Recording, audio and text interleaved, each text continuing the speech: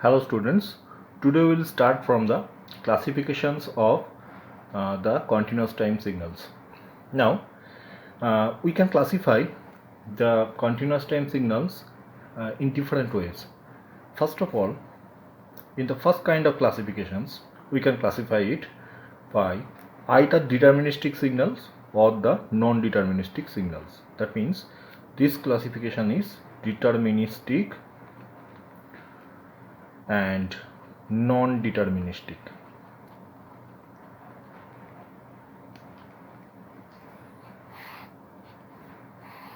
Now, what does it mean by deterministic signal? A signal that can be completely specified by a mathematical equation is called the deterministic signal. Actually, signals which have appropriate mathematical form are the deterministic signals. Like examples are like suppose you have this kind of ramp kind of signal or any sinusoidal signal, suppose a sine omega 0 t. These all have some mathematical form, known mathematical form. That's why these are the deterministic signals.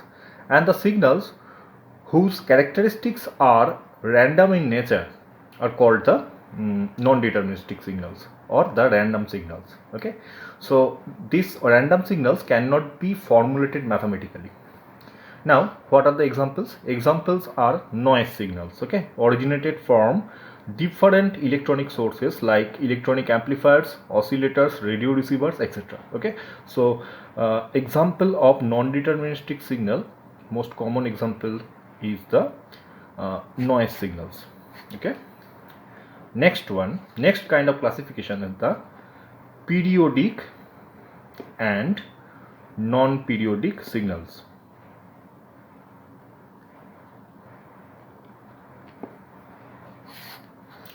Now, what is periodic signal? A periodic signal will have a definite pattern that repeats again and again over a certain period of time. Okay, that means periodic signal will always repeats itself, and that particular time interval which will repetitively repeat itself, that interval is called the fundamental time period. Okay, so mathematically we can say if a signal xt satisfies this particular equation, then it is the periodic signal, where t is the time period, which is 1 by f0. F0 is the fundamental frequency, and 2 pi by omega z is the same thing. It is omega 0 is the angular frequency.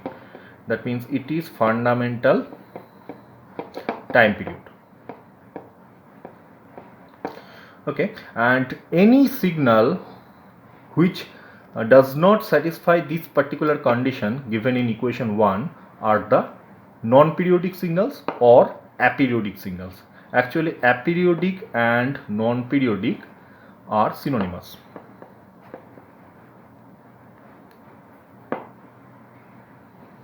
Now, let us elaborate the periodic and aperiodic signals by means of some examples. Suppose we have to check that whether a given signal is periodic or not. Suppose we have to check first xt equal to a sine omega 0 t, whether it is periodic or aperiodic. For that case, you have to check the signal whether it is satisfying the equation number 1 or not. So first proceed in this way. In place of t, you have to write t plus capital T. Capital T is the fundamental period. So you can write in this way, omega 0 capital T. Now what is omega 0 capital T? From this you can say that omega 0 multiplied by capital T is nothing but 2 pi. Okay, so you can write sine omega 0 t plus 2 pi, and you know that sine 2 pi plus theta is equal to sine theta. So you can simply write it is equal to that is nothing but xt. So it is periodic. So it is the testing by which you can say whether a signal is periodic or aperiodic. Again, check another another signal whether it is periodic or not. Suppose it is complex exponential signal. Okay, so proceed in the similar way. It is example number 2. Proceed in the similar way. Check for the periodicity. So write again, in place of t you have to write t plus capital T. Capital T is the fundamental period. So here you can write, you can factorize it into two different exponentials. First one keep it to same, and the second one you have to decompose into cosine and sine terms since it is a complex number. Okay, and now since this value is nothing but 2 pi, as I mentioned earlier, first term is the cos 2 pi and second term is the sin 2 pi. Cos 2 pi is equal to 1, we know, and second term sin 2 pi is equal to 0. So this term as a whole is becoming equal to 1.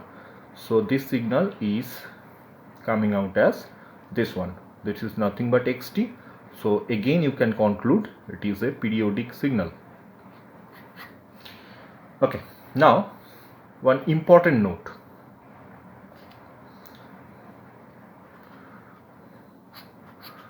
Suppose you have a signal x1t which is periodic and its fundamental period is t1, and another signal is there x2t which is also periodic and its fundamental period is t2.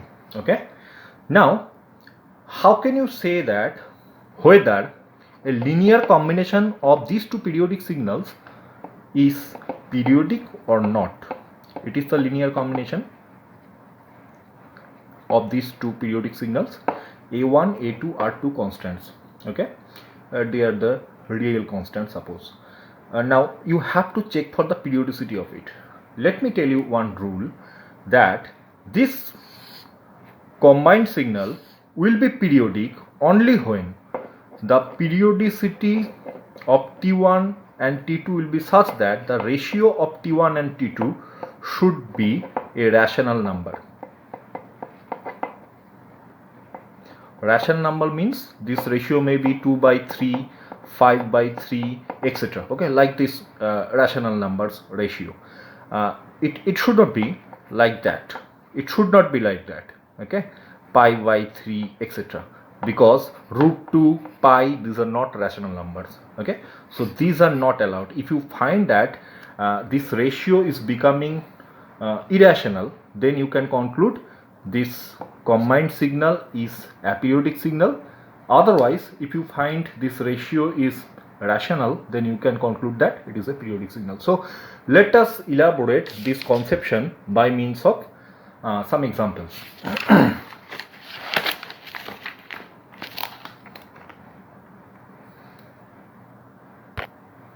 Suppose I am starting one example.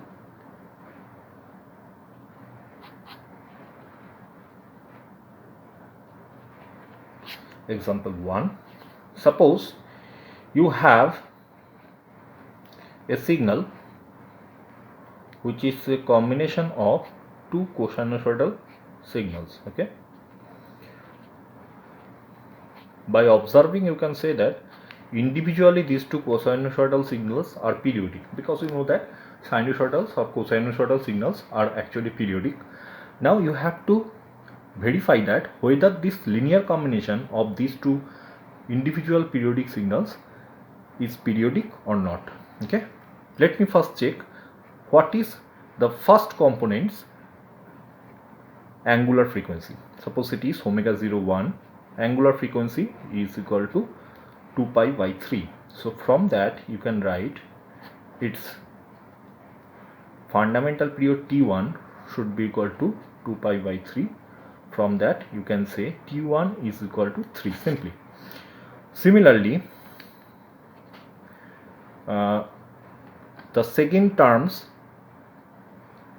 angular frequency is equal to 2 pi by 7. From that you can say T2 is the fundamental period of the second one, it is equal to 2 pi by 7. From that you can find T2 equal to 7. Okay, so now check the ratio. Simply this ratio T1 by T2 is becoming 3 by 7. It is rational. That means this particular linear combination is a periodic signal. Okay. Now if you want to find out what should be the fundamental period of this whole signal, then how can you do that? Fundamental period of this whole signal will be, remember, xt's fundamental period, suppose it is capital T, it should be equal to least common multiple of T1 and T2. That means the fundamental periods of the individual signals. Okay, so you have to find out the LCM of T1 and T2. You can easily say that LCM of these two integers are nothing but 21. So simply you can say T equal to 21 second.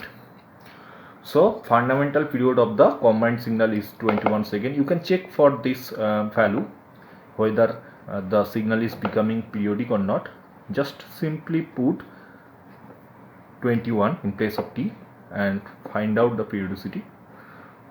Cos of 2 pi by 3 T plus 21. In place of T you are putting T plus 21. Okay, and cos 2 pi by 7, again T plus 21. So simplify it, we will obtain 2 pi by 3 plus 14 pi. Second one is 2 pi by 7 plus 6 pi. Okay, so you know that cos theta plus 2n pi should be equal to cos theta. So by applying this trigonometric identity, you can have 2 pi by 3t plus 3 cos 2 pi by 7, which is nothing but xt. So you can conclude it is a periodic signal. Okay, now go for the next example which is a bit complex. Example number 2. In this case, suppose you have a combined signal which is again a summation of two individually periodic signals. Okay, one is the cos 3t, another is the sin 7t. Okay, again by observing you can say that the angular frequency of the first one is 3. That means 2 pi by T1, fundamental period of the first term, should be equal to 3. So you can conclude that it is nothing but equal to 2 pi by 3. T1 is nothing but equal to 2 pi by 3. Similarly, you can find out the angular frequency of the second one is 7. So it is 2 pi by T2. T2 is the fundamental period of the second one. It is equal to 7, from which you can find out T2 value, which is equal to 2 pi by 7. Okay, now you can easily conclude that ratio T1 by T2 is becoming 2 pi by 3, 2 pi by 7. It is nothing but 7 by 3, which is rational. It is rational means this xt is a periodic signal. Okay, so now you have to find out the fundamental period of xt. As per the rule, fundamental period capital T should be equal to LCM of the T1 and T2. Okay, so that means LCM of the 2 pi by 3 and 2 pi by 7, these two. Okay, now in order to find out the LCM of this kind of ratios, you have to use three different steps. First step will be to convert T1 and T2 both. You have to convert this T1 and T2 to integers by multiplying with a common factor or common number. Okay, that means you have to multiply both T1 and T2 by a common number so that both T1 and T2 will become integers. In this case, this common number, by observing these two ratios, you can or t1 and t2 values, by observing those you can say that that common number will be 21 by 2 pi. Okay, so now see that t1 multiplied by 21 by 2 pi, what will you get? Put the value of t1, it is 2 pi by 3 multiplied by 21 by 2 pi, that is giving you 7. It is an integer, least integer. Okay, for the second one, put the value of t2, 2 pi by 7 multiplied by 21 by 2 pi, that will give you 3, least integer again. Both of them are becoming now integers. Now second step will be to find out the LCM of these two integers. Okay, LCM of these two integers will be simply 21. Okay, so it is the second step, find out the LCM of these two integers, it is 21. Third step will be to divide this LCM by means of this common number. Okay, so that means LCM of 7 by and 3 should be divided by the common number, that should be equal to 21 divided by 21 2 pi. Okay, so it is turning out to be 2 pi. So you can conclude its period, fundamental period, is equal to 2 pi. The fundamental period of xt is 2 pi. Okay, now you can verify, if you find out xt plus 2 pi from this equation, you will have that it is becoming xt. Okay, in order to verify, you can check it, and you can observe that it will be periodic again. Now it is all about the periodic and non-periodic signals. Now I am going to the next classification, that is the symmetric and asymmetric signals. Third kind of classification, symmetric.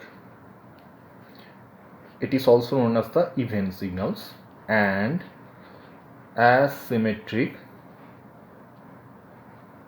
or odd signals. Okay, signals. So what is symmetric signal or even signal?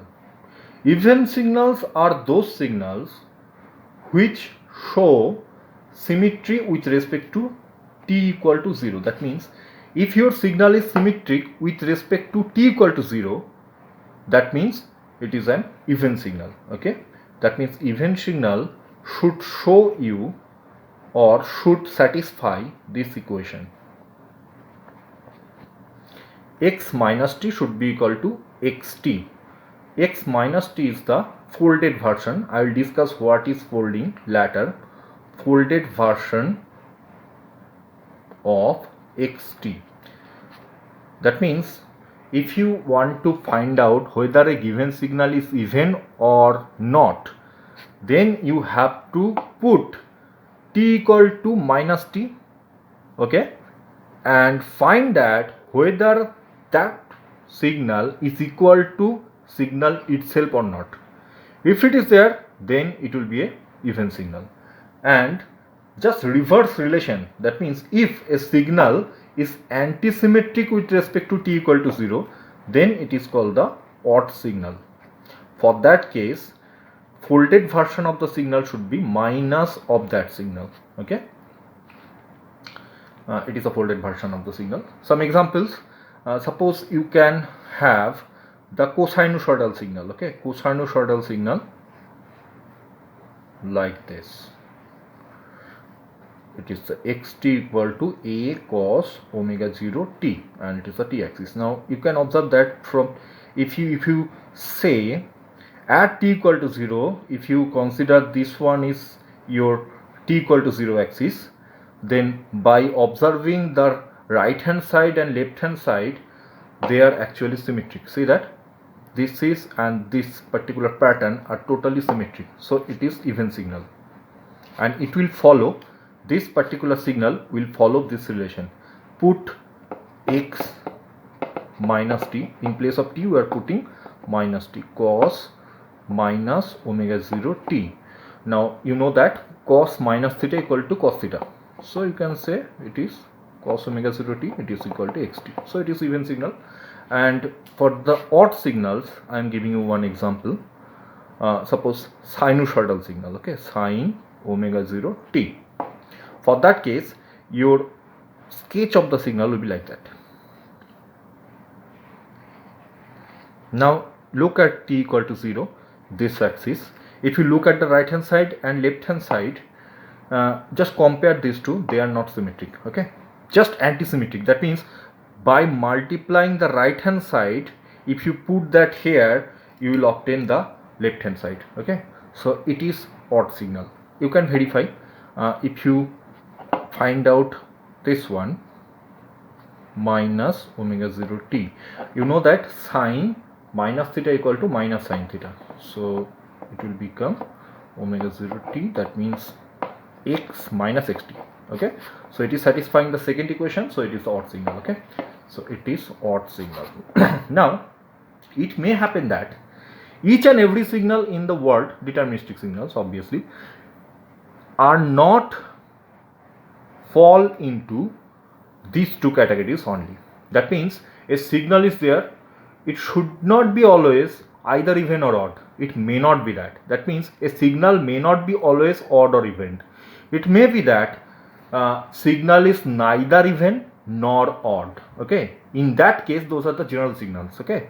In that case, if a signal is neither even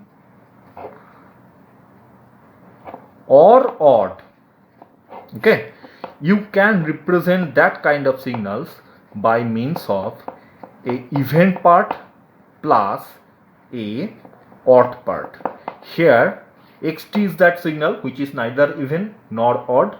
It can be represented by summation of two individual signals, out of which first signal or one signal will be even signal necessarily and another signal will be odd signal, okay. So how can you find out which part will be the even and which part will be the odd, or how can you decompose a general signal into one even part and another odd part? Simply using equation 1 here, put t equal to minus t, that will give you this one, okay. Now you know that if xet is even signal, then it should follow this equation. So xet will be same as xc minus t, and if this one is an odd signal as per our definition, if it is the odd signal, then it should follow this equation, okay. So this will be xo minus t should be equal to minus xot. It is equation number 2 here. Suppose it is x minus t, okay. Now solve this equation and this equation, okay, for getting xct and xot. You will obtain that it is the average of xt and x minus t, and second one will be half of xt minus x minus t, okay. By using these two formulas or these two equations, you can decompose any general signal into its even and odd parts, okay.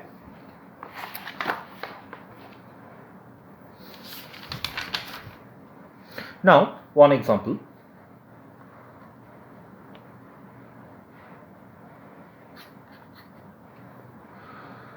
Suppose the given signal is xt 3 2t plus 5t square. It is one polynomial, sorry, it is one parabolic signal, okay. Now initially find out x minus t, that will give you, in place of t you are putting minus t, so you are getting this one, okay. Now comparing the equation 1 and equation 2, you can say that they are neither following the equation of even signal or nor following the equation of the odd signal, so it is nothing but a general signal, okay. So you have to find out the even and odd parts of it. Okay, you have already derived that even part will be xt plus x minus t. From these two equations, find out what should be that. It should be equal to 3 plus 5t square. It is the even part, and odd part will be half of xt minus x minus t. Okay, by doing these simplifications, you will obtain 2t. It is the odd part. Okay, so even part and odd parts are obtained by using the given formula.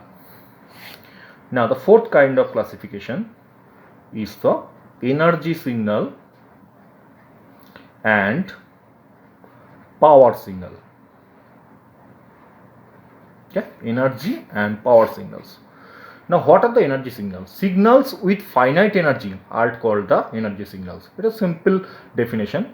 That means if you find the energy of a signal, if it is finite, then it will be energy signal. Okay, remember that energy signals having the finite energy, examples are aperiodic signals. Always if you find out the energy of aperiodic signals, that means finite time signals, then you will observe that their energy is always finite. That's why they are the energy signals. How can you find out the energy of a signal? Energy of a signal xt can be obtained by using this way. You are finding out the area under the curve of modulus of x square, that means magnitude square dt. That is the energy. And if we use the SI unit and signal is a voltage signal having the unit of volts, then energy's unit will be joules. Okay, it is the energy signal, equation number 1. Now power signals. Power signals are those signals which have finite power. Simple. Okay, power signals are having always finite powers. Examples are periodic signals. Okay, remember that periodic signals are infinite time signals. It originates at minus infinity, repeats itself, okay, and it may be extended up to plus infinity. So if you find out the area under the curve, it will always become infinite, because signal is always it is infinite interval signal. That means signals that is totally never ending signal. So it's obviously its area under the curve of its square of the magnitude will be always infinite. Okay, so it cannot be a energy signal. Okay, so what will be that? It will be power signal. How can you find out the power? You can find out the power of a signal by getting the time average of energy by this way. Okay, and its unit should be watts. It is simple. So by using this equation, you can find out the power of a signal. Now if the periodic signal is there having the fundamental period of t, then simply you can say that that signal will repeat itself after t second, again after 2t second, again after 3t second, up to infinity. Okay, so you can have this integration starting from 0 to t. It is sufficient. Okay, and this time average should be just t, not 2t. For the average power of any periodic signal will be simply 0 to t xt whole square dt watts. Okay, so it is the power formula. Now one important note will be there which should be remembered. Always you should remember this note, that is, number 1, for an energy signal,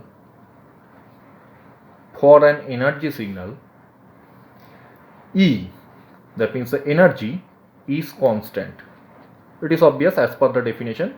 That means constant, and it is finite. Obviously E value should be greater than 0, less than infinity. Okay, If it is energy signal, its energy is finite, then remember that its power should be always equal to 0. You can verify for any energy signal, you will obtain that from the second formula. You can obtain that if you find out the power, it will be 0.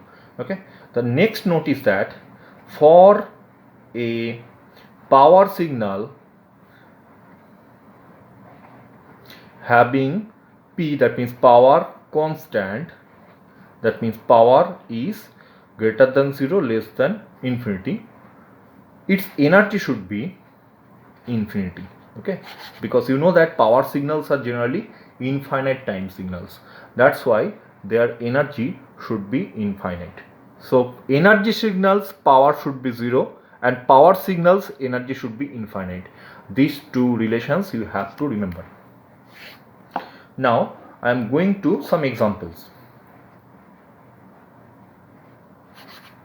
Suppose you have given one signal xt equals to e to the power 2t, that is one exponential signal ut multiplied by ut. In the earlier class I have already discussed that if you have xt like this way, this is your e to the power 2t, suppose. Okay, you are multiplying this signal by means of unit step function or signal which has the amplitude of 1. If you multiply these two, then what will happen, all the signal values left side of t equal to 0, this left side signal values will always will become 0 because you are multiplying these values with zeros. Okay, so left side of this signal will be 0 here and right side of the signals will be multiplied by 1.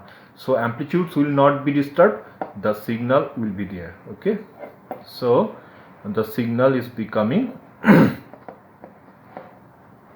right sided, purely right sided signal. Okay, so that means if you multiply any signal by means of ut, that will become right sided signal. So now find out first this term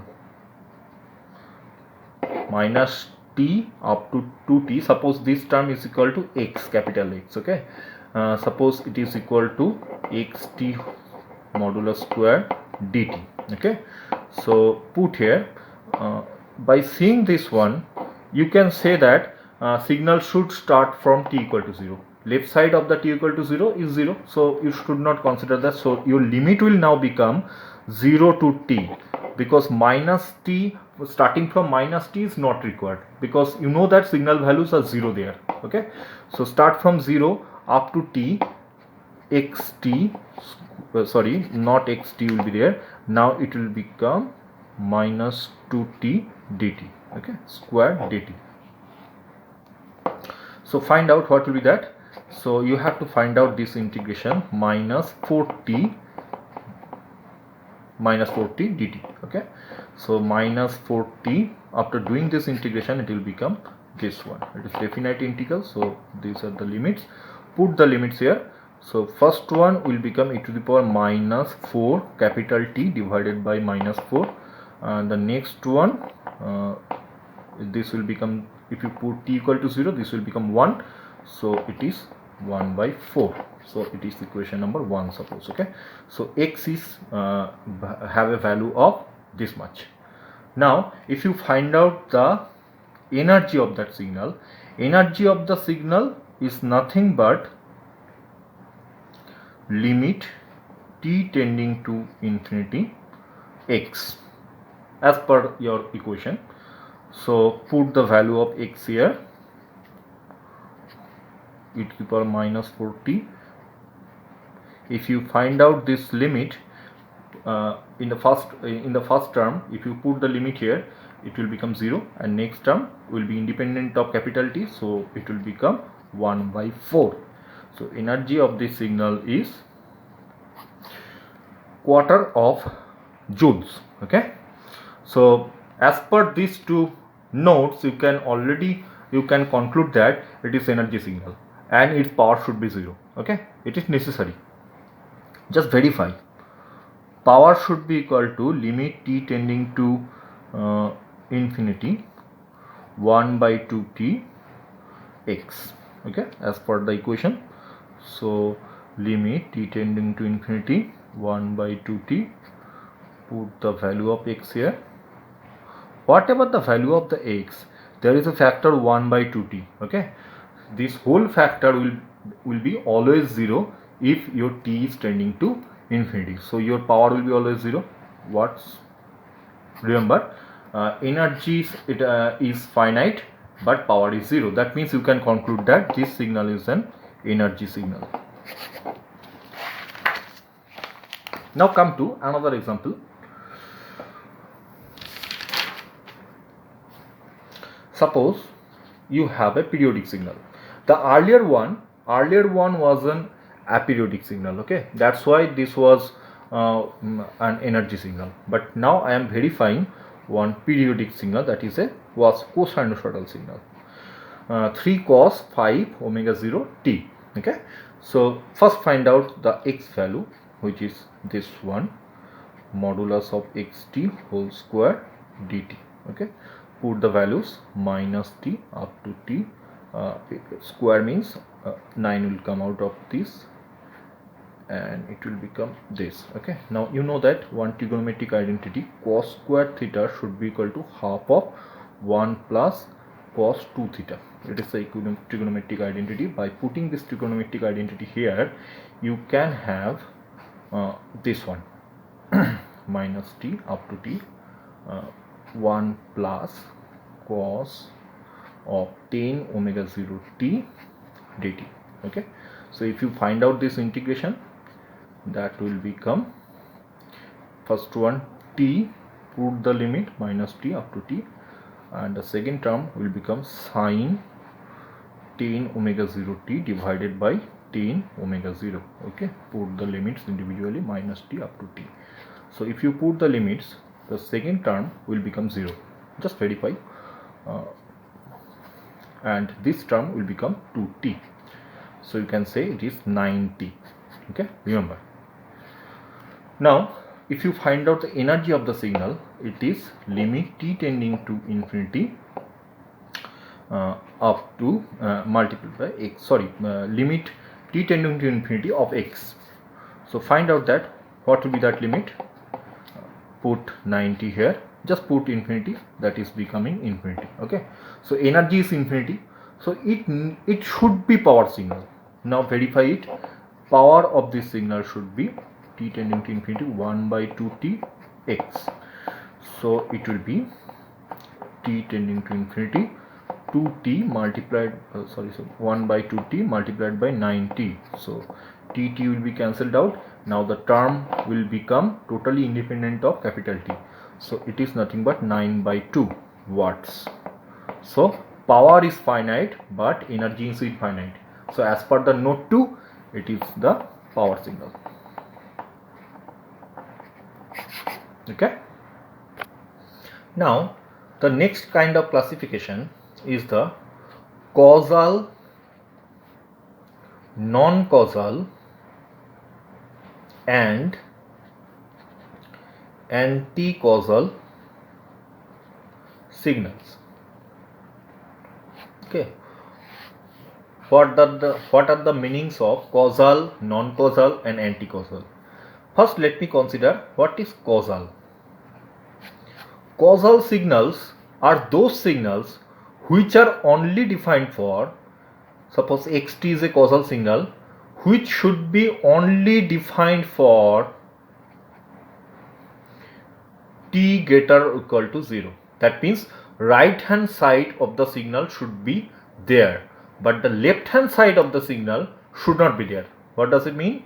xt should be always equal to 0 for t less than 0. That is the definition of the causal signal. Examples, simple examples, you can say ut, unit step function. Its right hand side is there, only all the values are 1 for all time instants, but the left hand side is always 0. Suppose rt have this kind of form, right hand side is there but left hand side is 0. Okay, and you have already this knowledge that if you have a general signal having both sides are there for a signal xt, suppose, if you multiply this signal with ut, then it will become a causal signal, that means right handed signal. Only the right hand side signal will be there and left hand side will be multiplied by the zero values. Okay, so it will become that means a general signal multiplied by ut will become always causal signal, remember. Next one, anti-causal signal. Anti-causal signal, it was causal, anti-causal. Name signifies that anti-causal should be just reverse of the causal signal. That means if a signal xt is only defined for t less or equal to 0, what does it mean?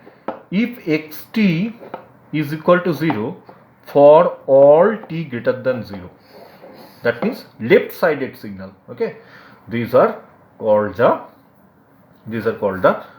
anti-causal signals, just reverse of the earlier one. Okay, that means if you multiply a signal like this xt, suppose you have a general signal like this having both sides, if you multiply that signal by means of a reverse of time reverse of the ut, time reverse will be that kind, that is a folding operation on ut. Folding operation will be discussed just later of this. Okay, so if you multiply this signal with u minus t, then all the right hand side terms or the right hand side values will be multiplied by 0 necessarily. So right hand side of the signal will become 0. Okay, and left hand sides of the signal will be multiplied by 1. Okay, so it will remain unchanged. So the signal will become now totally left hand side signal, and it is nothing but the anti-causal signal. So anti-causal signals can be obtained by multiplying any general signal by means of u minus t. Okay, so causal, anti-causal. And what do you mean by non-causal signal? Non-causal signal means a signal which is not causal. That means if a signal not strictly follows this rule, this is called the non-causal signal. That means you can say if a signal is not equal to 0 for t less than 0, that means it is not following the rule of the causal signal, then it is called the non-causal signal. That means any general signal having both sides of values of time t equal to 0, if left hand side and right hand side both are having values, then these are called the non-causal signals. Okay, non-causal signal means general signal, that is this signal is the non-causal signal. Okay, that means by observing any signal you can conclude whether that signal is causal, anti-causal or non-causal. If the signal have both sides, then you can say it is the non-causal. If the signal has only right hand side, then you can say it is the causal. If the signal has only left hand side, then it is called the anti-causal. Okay, another very important conception from this, you can conclude that all the non-causal signals may not be anti-causal. Okay, it is there, but all anti-causal signals are non-causal. Why? Because see that anti-causal signals are actually not obeying the restriction of the causal signal. Okay, so it is nothing but another non-causal signal, but special case. It has only the left hand side, right hand side is not there. That means you can say all anti-causal signals are non-causal, but reverse may not be always true. Okay, now let us start the topic mathematical operations on signals.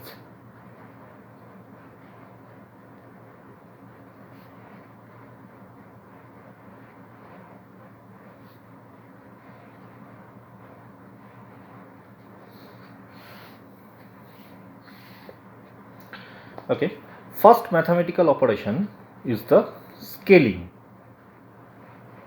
Okay, scaling of the signals.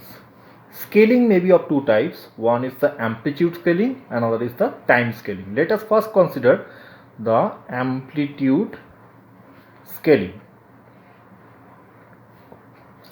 Amplitude scaling means just multiplying the amplitude of a signal by a constant, suppose A. Okay, that means if a signal xt is there and if you multiply its amplitude by a constant A, that will become axt. Okay, and if the magnitude of this A is greater than 1, then the amplitude will be magnified, and this operation is called the amplification or magnification.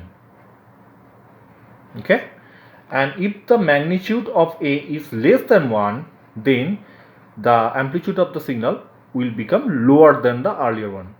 So it is called attenuation. Okay, these two are technical terms, amplification and attenuation. If A value's magnitude is greater than 1, then the scaling operation constitute the amplification of the signal, and if it is less than 1, then it will constitute the attenuation of the signal. Okay, let us have greater visualization of amplification or attenuation operation of a signal by means of an example.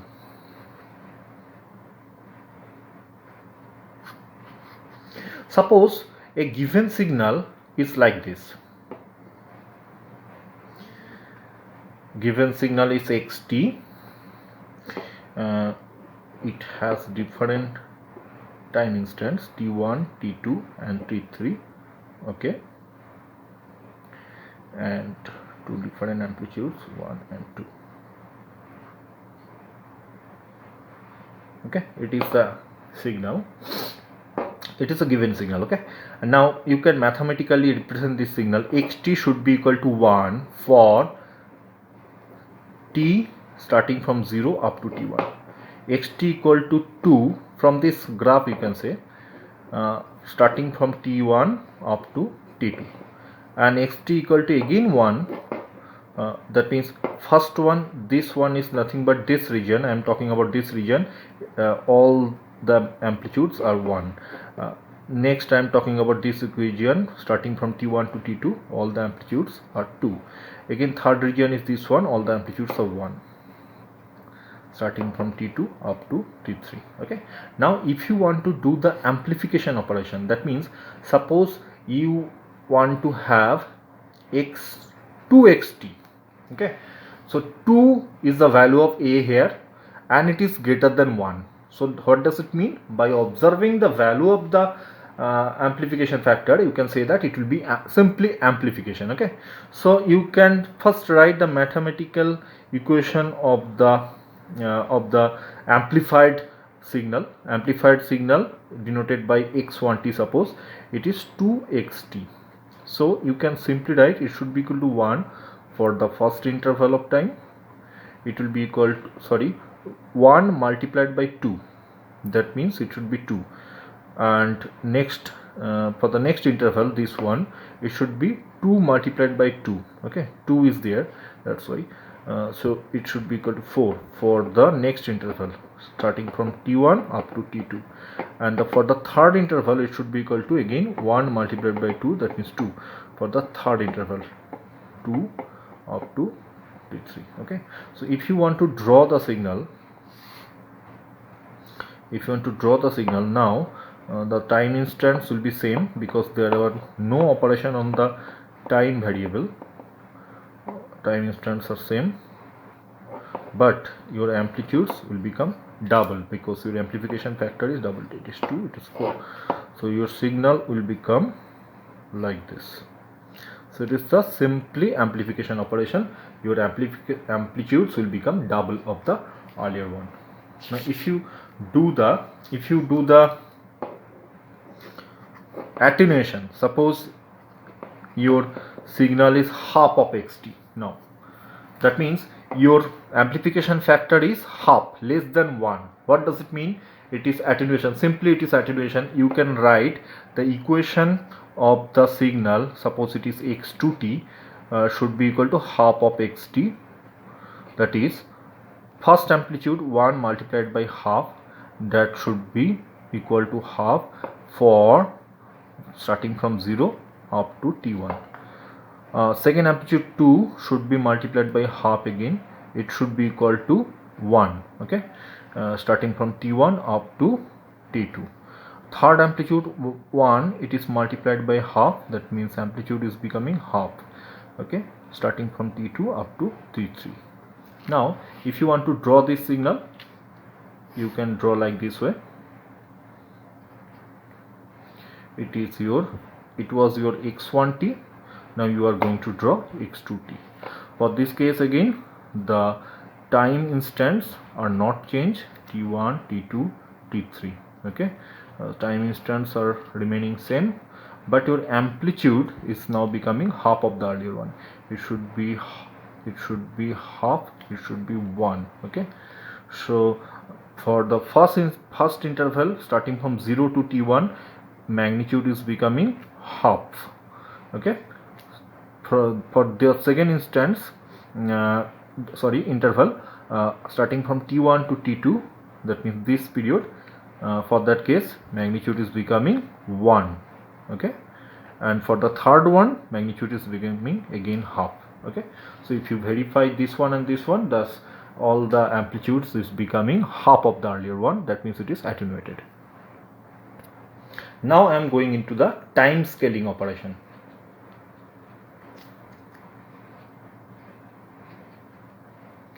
Time scaling means you have to now multiply the independent variable, that is time, by means of a constant, okay. So if you have xt, you are scaling the time of xt by means of another constant, your new signal will become xat. That means you have to place at in place of t, okay.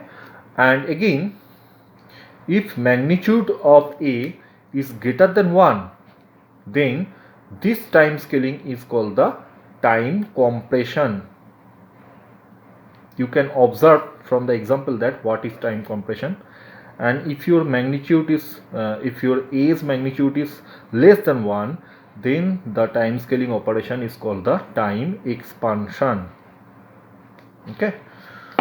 Both will be possible. Again, let us consider one example for better visualization. Suppose I am considering the same signal here, xt. It is like that, t1, t2, and it is t3, it is 1, it is 2, okay. So xt should be equal to 1 from 0 to t interval, it should be equal to 2 for t1 to t2 interval, and 1 for t2 to t3 interval, okay. Let us first do the time compression. That means let us consider a is equal to 2, okay. So your new signal will be 2 of t, x2t. So new signal, I am denoting the new signal as x1t, which is nothing but x2t, okay. Again, from this definition, how can you say what will be the mathematical expression or mathematical representation of the new signal? Just look at and follow this particular method. Look at the first one, follow it. Its magnitude should be equal to, or amplitude should be equal to 1 for the similar time interval. Only in place of t here you have to put 2t, because here see that it is 2t, okay. So if you just divide all the terms by 2, which will become t1 by 2, okay. It is your new interval for which the amplitude of this signal is 1. For the next amplitude, for the next interval, it should be that. Again you can write this new interval as 2t here, and dividing all terms by 2 you will obtain it is your new interval for which amplitude is 2. Third one, again 2t less than 3 t3, again dividing all the terms by of the inequality by 2, you will obtain the new interval for which the magnitude or amplitude is 1. Okay, so now if you draw the signal, now if you draw the signal, it is t, it is x1t, which is equal to x2t actually. Okay, so now see that for new signal, these are your new intervals. Okay, so now locate the new time instance. First one, it will be t1 by 2, next one will be t2 by 2, third one will be t3 by 2. Okay, see that these instances are there. So as per those instance, but the amplitude of the signal is unchanged, it is either 1 or 2. Okay, 1 and 2. See that for the first interval starting from 0 up to t1 by 2, its amplitude should be equal to 1. Starting from 1, the t1 by 2 up to t2 by 2, t2 by 2, amplitude is 2. And the third interval starting from t2 by 2 up to t3 by 2, that will be 1. Okay, actually now the time duration of the signal is compressed as compared to the earlier one. That's why this particular operation is called the time compression. Now if you go into the time expansion, you have to proceed in the same way. Suppose now your signal is becoming t by 2, that means a value is now half. Okay, so your new signal, suppose x2t, it is equal to xt by 2. Again the amplitude of the signal will be 1. By following the original signals interval, you can write it is equal to t by 2 t1. Okay, so if you multiply all the terms in the equality by 2, you will obtain new interval as this one. Okay, it is the interval associated with this amplitude 1. Next amplitude, again write down the interval as per the original definition and multiply all the terms of the equality by 2. It will become 2t1 2t2. Okay, this is a new interval for which amplitude is 2. Third amplitude is 1 for the interval of this. Multiply all terms by 2, we will obtain 2t2 t up to 2t3. It is the new interval for which the amplitude is 1.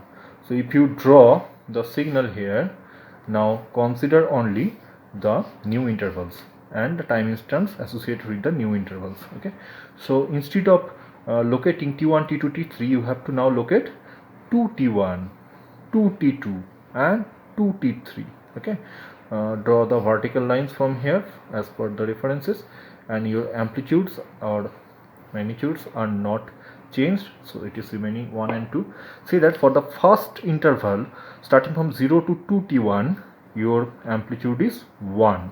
Okay, for the next interval from 2t2 to 2t1 up to 2t2, that means this interval amplitude is 1, and for the third one amplitude is 1 again. This one is 2, this one 1 as per this definition. Okay, so now just compare this particular sketch with the sketch of the original signal. You can observe that the total time interval is now double of the earlier one. That means it is expanded. That's why it is called the time expansion. This operation is the time expansion. Now I am going to another operation that is called the folding operation.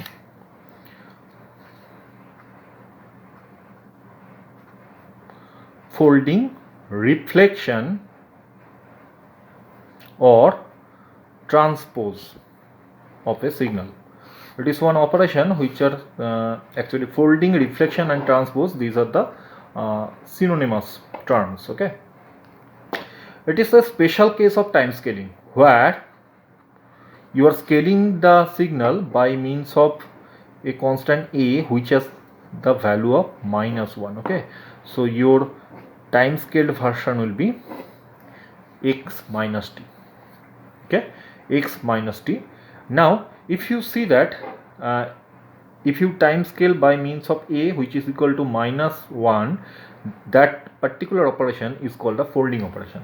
And for that case, if you carry out the example, you will notice that your new signal will be just the mirror image of the original signal with respect to t equal to 0. I have already discussed in my earlier topics that if you make any signal xt to x minus t, that will become time folded. Okay, so let us have one example in order to have better visualization of this operation.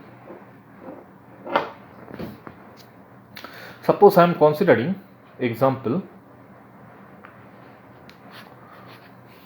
Suppose I am considering the same signal again.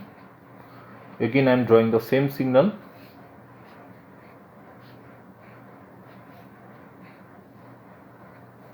T1, T2, T3. Starting from 0, its amplitude is 1, 2. Okay. So write down the definition of the signal. xt equal to 1 for the interval this much. xt equal to 2 for the interval. And xt equal to 1 again for the interval this one. Okay, now you have to do the folding operation. Folding operation means you have to have this signal, new signal x1t, suppose it is equal to x minus t. Okay, its amplitude should be equal to 1. Just follow these intervals. Okay, its amplitude should be 1 for the interval. Follow this interval here, 0 up to t1, but in place of t you have to write minus t because you have replaced t by minus t. Okay, so minus t, just reverse this inequality, you will obtain minus t greater than 0. Okay, next one, the second amplitude, it should be for t up to t2. Okay, it will be minus t, and just reverse it, it will become minus t2 minus t1. It is the new interval. It was the new interval for which the amplitude was 1. It's a new interval for which amplitude is 2. The third one, again the interval is this one, and if you reverse the inequality, it is nothing but this one. Okay, so for this interval the amplitude of the signal is 1. So now try to draw your signal as per our convenience. You have to locate the time instance associated with these new intervals. Okay, that means it is 0, it should be the minus t1, it should be minus t2, it should be minus t3. Okay, draw the vertical lines and draw the amplitude levels 1 and 2, those are undisturbed. And now look at the first interval starting from 0, okay, ending at minus t1. For that case the amplitude is 1. Next interval starting from minus 2 t1 ending at minus t2, its amplitude should be equal to 2, and the third case amplitude should be equal to 1. Okay, so it is that it is the folded signal. See that, just compare this signal with this one. You can observe that the signal is the mirror image of the original signal. It is just right side signal, it is mirror image with respect to t equal to 0. Okay, Next operation, and the most important operation on the signals, are the time shifting.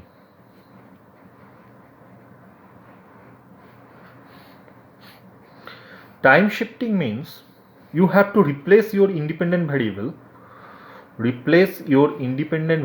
t by t minus m. M is any constant time. Okay, actually it is called the m amount of shift, m seconds of shift. Okay, so xt is there, you are doing m amount of shift there.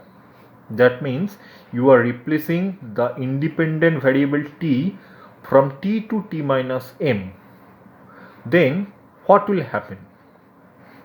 See that there may be two cases where m is greater than 0. If m is positive, then simply you will get xt minus m. Okay, and another case is that m is less than 0, that means m is negative. For that case you will obtain xt plus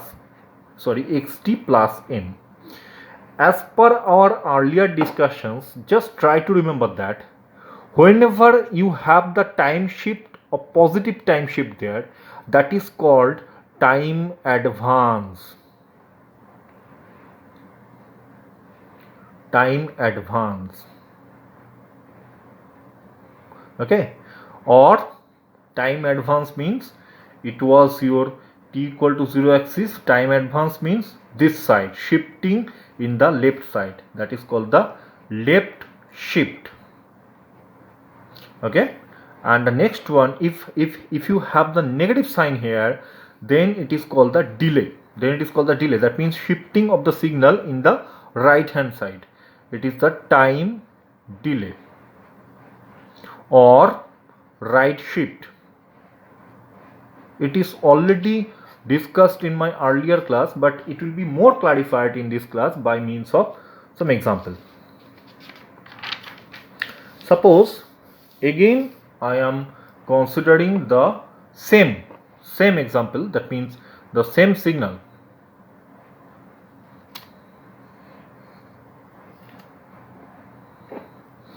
Suppose the original signal is again the same, t, xt, 3 instants are there.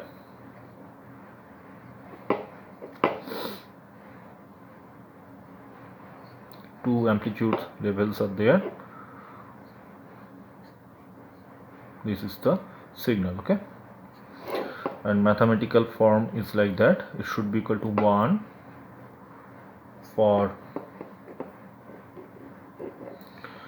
0 up to t1. It should be equal to 2 for t1 up to t2, and it will be equal to 1 again for t2 up to t3. Okay, now first you have to do the time delay operation. Suppose, so that means suppose m is equal to 2, I am considering. So you have to find out x t minus 2, what will be the signal. Okay, time delayed by 2 units of time. So your new signal will be xt is equal to xt minus 2. Again follow the same procedure. Amplitude, consider the first interval, amplitude is 1, just follow here. Its interval was like this, but in place of t you have to put t minus 2. Okay, so if you add 2 at all terms of this inequality, you will obtain this one, t1 plus 2. So the next interval, amplitude is 2, you have to again write this interval by putting t equal to t minus 2 and make the new interval like this. Okay, so it is the new interval for which the amplitude is 2. Third interval, take the original one, write t minus 2 in place of t and make the new interval, that is this one. So this interval is for amplitude 1. So now try to draw the signal. Try to draw the signal xt. Locate the new intervals. Locate 2 unit. After that, t1 plus 2, t2 plus 2, t3 plus 2. Okay, so draw the vertical lines from here and draw the horizontal lines as per the amplitude levels, and see that starting from 2 up to t1 plus t2, that means this interval amplitude is 1.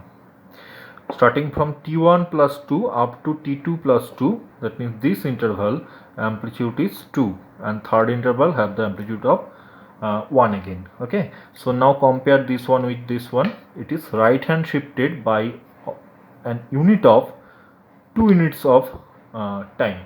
Okay, 2 units of time, it is right hand shifted or time delayed. You can also verify, it is your homework that you just verify the time advance case, time advance of this signal by means of 2 units. Okay, so you have to find out the mathematical equation for t plus 2 units of time advance. Okay, and find out the sketch of the signal, of the time advance signal. Suppose you have one unit impulse signal. Unit impulse signal is like that. Its amplitude is infinity, situated at 0. It is that. Okay, definition is delta t should be equal to infinity for t equal to 0, and delta t should be equal to 0 for all t is not equal to 0. It was that. Okay, if I say your delta function or the delta signal or impulse signal is right shifted by an amount of m or delayed by an amount of m. How can we write that? Simply it will be t minus m. Okay, how can we define this signal? It should be delta t minus 1 will be equal to infinity for t equal to m, and it should be equal to 0 for t not equal to m. Okay, it is simple shifted version of delta signal or the impulse signal. Again, if it is its amplitude is infinity always. If it is shifted leftward, okay, so you can write time advance version delta t plus m. Definition will be like that: delta t plus m infinity for t equal to minus m and equal to 0 for t not equal to minus m.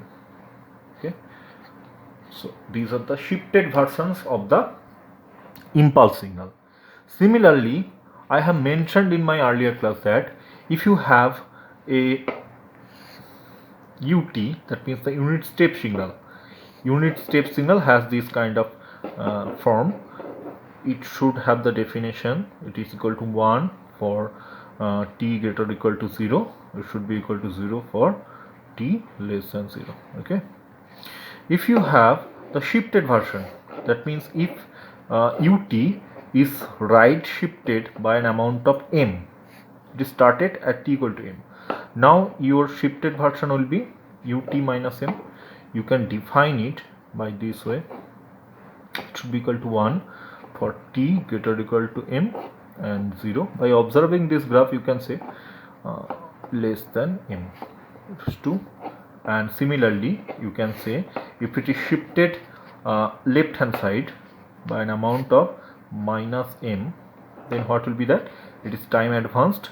So t plus m, definition will be t plus m should be equal to 1 for t greater than or equal to minus m and 0 for t less than minus m. Okay, so these are the shifted versions of impulse signal and the unit step signal. Now few more operations. One is the addition of signals, 2 or more signals. If you have x1t and x2t two signals, you can add them simply in order to obtain the third signal yt. Just go through the examples in the book, you will find several examples. Just add term by term. Consider, just try to remember the intervals. Only you have to add the amplitudes which falls in the same interval. Okay, so this is the addition. You can have the subtraction also. Here the minus sign will be there. Suppose multiplication.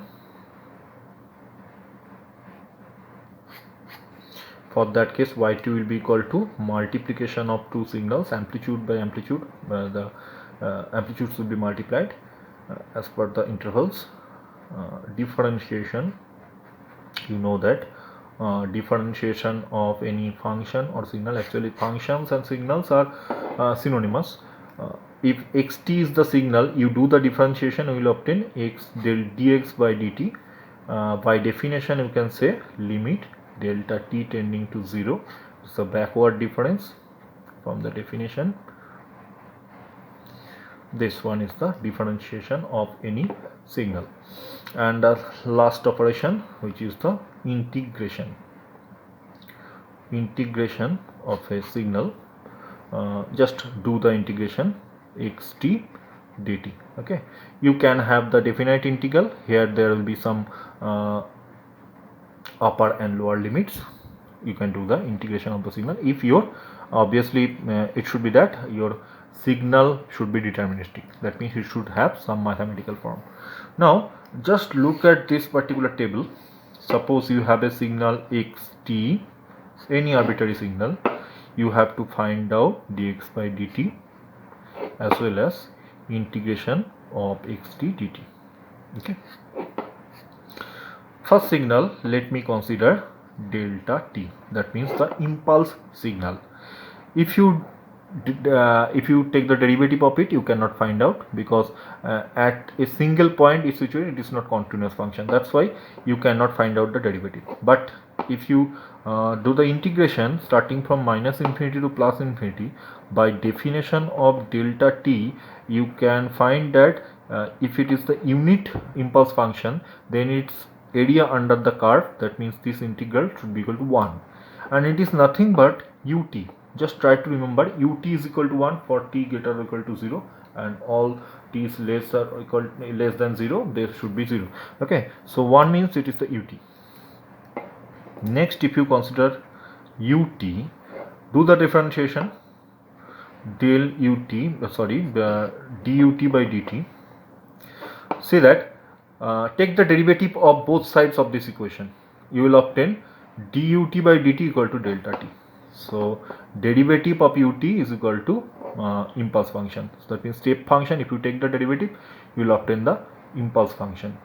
And if you do the integration, ut dt, just drop the definition here. Minus infinity up to 0, it is not required because all the values of ut are 0 there. Start from 0 up to infinity, 1 dt, that should be equal to t, and this is the definition of the ramp function. Okay, it is rt. If you take the rt now, its derivative will be, again do the differentiation of the both side, rt differentiation, we will obtain ut. And again, if you just verify, if you do the integration of rt, you will obtain harder signal, that is the parabolic signal. Take the parabolic signal, if you do the differentiation, you will obtain the rt, and if you do the integration of the parabolic signal, you will obtain some cubic signal. Okay, some cubic signal, that means you are approaching to harder signals in terms of t if you do the integrations, and you are approaching to lower order signals if you do the differentiation. Now look at this standard signals. From the upper side to lower side, what are you doing? You are doing the integrations in order to achieve the higher order signals. Okay, most elementary signal is the impulse signal. If you do the integration, you will obtain the step signal. If you do the integration, you will obtain the ramp signal. Again do the integration, you will obtain the parabolic signal. And the reverse operation, if you do, from bottom to upward, that means from higher order signal towards the lower order signal, you have to do the differentiation. Okay, this is the relation between these signals. Okay, higher order and lower order signals. Now the last topic for today is some elaboration of the impulse signal. Let me elaborate the practical impulse signal and the ideal impulse signal. Ideal impulse signal, we have the knowledge it should have a single value at t equal to 0. It is the delta t. It should have infinity value at t equal to 0, and its duration should be equal to 0. Okay, so this is the ideal impulse. That means its amplitude is infinite but duration is 0. But in practical case, whenever you are talking about the electronic circuits, if you want to generate this kind of signal, it is impossible, because you cannot generate, first of all, you cannot generate a signal which has infinite amplitude. You cannot generate. Next one, you cannot generate a signal which has 0 duration. Okay, so if you want to generate the impulse signal, then you can achieve very near to the ideal one, but you cannot achieve the actual ideal one. Okay, so you cannot make the duration absolutely 0, you cannot make the amplitude absolutely infinity. You have to make some signal which has very large amplitude, okay, very large amplitude and very short duration. That will be very nearer to the ideal impulse signal. So in practical impulse case, you can model the practical impulse signal in this way. Just write this signal as p delta t. Okay, this signal should be a just pulse signal. As I discussed earlier, it should start from 0, end at some instant which is delta, denoted by delta. This duration is actually delta. Okay, and its amplitude should be equal to a by delta. It should be amplitude. It is a model of practical impulse signal. Now see that if I mathematically define p delta t, that is the model of the practical delta signal, its amplitude is a by delta for this interval 0 to delta, 0 to delta, and its amplitude is equal to 0. Otherwise, for all other t's, it will be 0. Okay, and now if you consider the area of this particular pulse, area should be equal to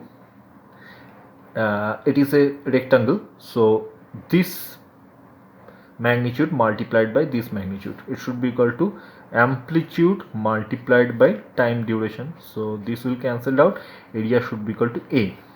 Okay, so now just look at here.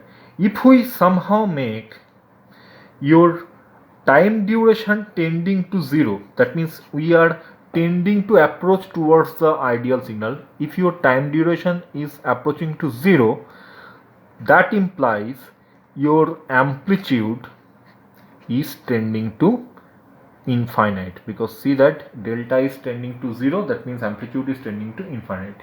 Although it is occurring, your area is still finite, a, which is the definition of impulse signal. Now see that as per this definition, you can write delta signal or the impulse signal should be limit delta tending to 0 p delta t.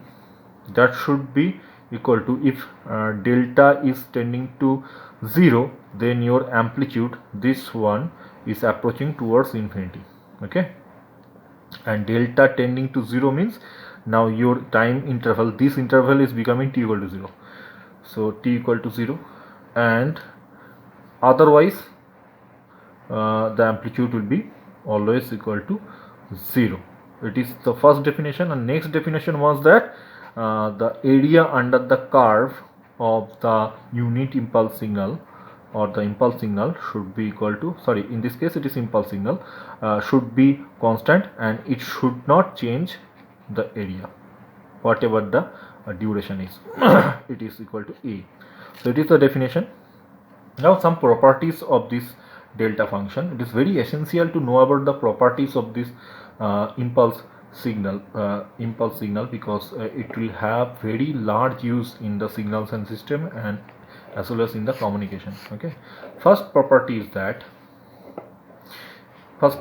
if you have the unit impulse signal, if you start integration from minus infinity up to plus infinity, you know that its area under the curve will be equal to 1. It is the first property. Next property is that if you do this operation xt is any arbitrary signal, continuous time signal, multiplied by delta t dt, you will obtain x0. That means value of the xt at t equal to 0. Okay, if you want to find out that, you have to do this operation. Third property, starting from minus infinity up to plus infinity, xt delta, it is the shifted version, t minus t0. Okay, right shifted to t0. Then you can obtain the value of the signal at t equal to t0. It is the third property. Fourth property, minus infinity up to plus infinity, x lambda, should I use the next page? Fourth property is that integration starting from plus infinity to minus infinity, integration x lambda delta t minus lambda, lambda is the shifted amount and how much right shift is given there, dt, that will give you the xt. Okay, this particular property is called a sampling property. It will be explained later when I will discuss about the discrete time signals. Okay, and the fifth property, time scaling of the impulse signal will constitute same as the amplitude scaling. If your a is greater than 1, see that time expansion should be there. Sorry, greater than 1 means time compression should be there. Time compression means here it should be amplitude amplitude attenuation, and if it is less than 1, then time expansion will be there, and that will constitute the reverse case in the amplitude. That means time amplification. Sorry, I'm just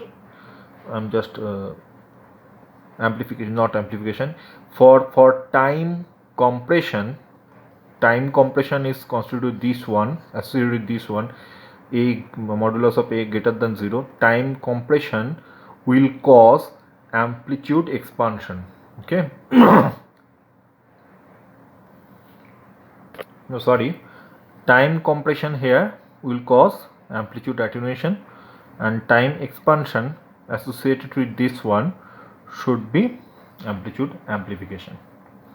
So this is these are the 5 properties of the unit impulse signal, and you should go through the proof of those 5 properties from the book of Nagurkani of the chapter 2. It is all about the signals, continuous time signals. From the next class I will start the continuous time systems. Okay, thank you.